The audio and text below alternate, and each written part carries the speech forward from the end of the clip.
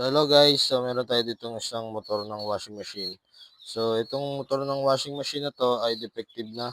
So, paano natin malaman na defective na yung ating motor? So, kailangan natin ng analog tester. Set natin siya sa times 1K ohms. Ayan o, times 1K.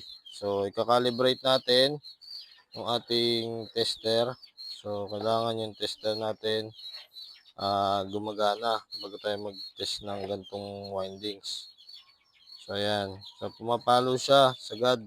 So, kailangan dito sa pag-test natin, itong needle, pumalo siya ng sagad sa tatlong wires ng ating washing machine. So, tatlo yung wires niyan.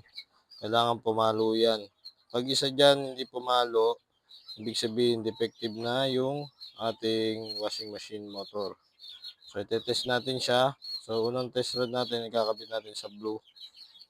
So, ito yung ating blue. Yan. Tapos yung black. So, sa gray, tignan natin kung papalo. Yan. Pumalo siya, pero hindi siya ganun kasagad. Ayan.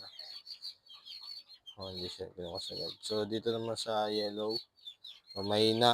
Halos hindi nga kumalahati.